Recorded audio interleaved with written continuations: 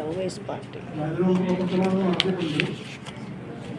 അപ്പോൾ ഇപ്പോൾ ആവശ്യം എന്ന് പറയുന്നത് നമ്മുടെ ട്രിവാൻഡ്രത്തിൻ്റെ വികസന മുരടിപ്പിന് പല പല കാരണങ്ങളുണ്ട്. അതിന് മുഖ്യമായിട്ട് കാരണം നമ്മുടെ ശശി തരൂരിൻ്റെ ഇനാക്റ്റീവായിട്ടുള്ള പ്രവർത്തനങ്ങളാണ്. പുള്ളി വരുന്നത് പോകുന്നു എന്നുള്ളതല്ലാതെ ട്രിവാൻഡ്രത്തിൻ്റെ സമഗ്ര വികസനത്തിന് വേണ്ടി പുള്ളി നൽകിയ വാഗ്ദാനങ്ങളൊന്നും പാലിക്കാതെ അവഗണിച്ചുകൊണ്ട് വെറുതെ വന്ന് പോകുന്നുണ്ടെങ്കിലും സാംസ്കാരിക പരിപാടി പങ്കെടുത്തിട്ട് പോകുന്നു എന്നല്ലാതെ മറ്റൊരു നേട്ടവും ട്രിവാൻഡ്രം ജില്ലയ്ക്ക് ഉണ്ടായിട്ടില്ല.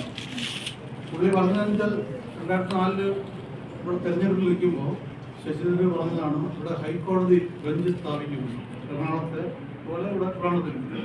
ബട്ട് അതിനെപ്പറ്റി ഇപ്പോൾ ഒന്നും വെളിവില്ല. അന്നത്തെ മുഖ്യമായിട്ടൊരു വാഗ്ദാനമായിരുന്നു. അതേപോലെ തന്നെയാണ് തലസ്ഥാനത്ത് എയിംസിന് വേണ്ടി 2000 തൊട്ടേ നമുക്കിവിടെ പുറപടി കുട്ടിയാണ് ഉണ്ടായിരുന്നത്. എയിംസ് വരണം നമ്മൾ സ്ഥലമൊക്കെ ഏറ്റെടുത്ത് ട്രിവാൻഡ്രത്ത് നെട്ടുകാലത്തേക്ക് സ്ഥലവുമുണ്ട്. 500 ഏക്കർ അവിടെ കിടപ്പുണ്ട്.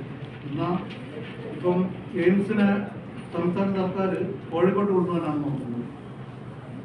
തലസ്ഥാനത്തിനാണ് യഥാർത്ഥ എയിംസ് എല്ലാം ആദ്യം അനുവദിക്കുന്ന തലസ്ഥാനത്തിനാണ്. പക്ഷെ അത് അവഗണിച്ചുകൊണ്ട് സംസ്ഥാന സർക്കാർ കോഴിക്കോട്ടേക്ക് കൊണ്ടുപോകാനാണ് നോക്കുന്നത്.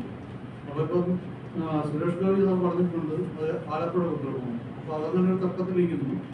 പക്ഷേ ട്രിവാൻഡ്രത്തിന് ഞാൻ വിചാരിക്കുന്നത് ഇവിടെ ശശി തരൂർ കഴിഞ്ഞോളം തോറ്റിരുന്നുവെങ്കിൽ രാജീവ് ചന്ദ്രശേഖർ ജയിച്ചിരുന്നുവെങ്കിൽ തീർച്ചയായും എയിംസ് ട്രിവാൻഡ്രത്ത് വരുമായിരുന്നു. ഒരുപാട് വികസനം ഇവിടെ സംഭവിക്കുമായിരുന്നു.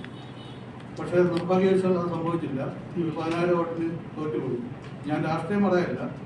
പുള്ളി ട്രിവാൻഡ്രത്തിൽ നല്ലപോലെ രാജീവ് ചന്ദ്രൻ പഠിച്ചിട്ടാണ് തെരഞ്ഞെടുപ്പിൽ നിന്നത്.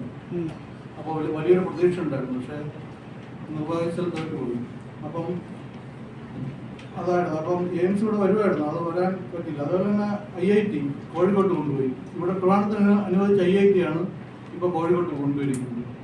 അപ്പോൾ ഇവിടെ ട്രിവാൻഡ്രത്തിന് എന്തെങ്കിലും വലിയ പദ്ധതികൾ കേന്ദ്രം വിഭാവന ചെയ്യുമ്പം ട്രിവാൻഡ്രത്തിന് വേണ്ടിയാണ് ആദ്യം. കാരണം തലസ്ഥാനം ആണോ അവിടുത്തേനാണ് ആദ്യം അലോട്ട് ചെയ്യുന്നത്.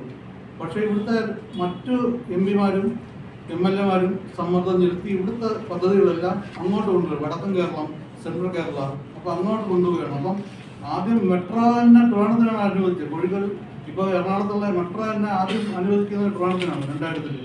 അതുപോലെ ഇവിടുന്ന് അടിച്ചുകൊണ്ട് എറണാകുളത്ത് കൊണ്ടുപോയി. എന്നിട്ട് ഇവിടുത്തെ MPമാരോ MLAമാരോ ഇതുവരെ അതിനെതിരെ സമരം ചെയ്യുകയോ അല്ലെങ്കിൽ ആവശ്യപ്പെടുകയോ പാർലമെന്റ് ആവശ്യപ്പെടുകയോ ഇപ്പോഴും ഇഴഞ്ഞഴഞ്ഞ് നീങ്ങുകയാണ് മെട്രോയുടെ ആ ഒരു സംവിധാനം. ഇപ്പോഴും വളരെ ലൈറ്റ് മെട്രോ വേണോ, ഈ മോണോ വേണോ, ലൈറ്റ് വേണോ, പ്രോജക്റ്റ് വേണോ, ഇങ്ങനെ പല ഇതിൽ തർക്കങ്ങളിലോട്ട് ഇങ്ങനെ നീണ്ടുകൊണ്ട് പോവുകയാണ്. ആർക്കൊരു താല്പര്യമില്ല.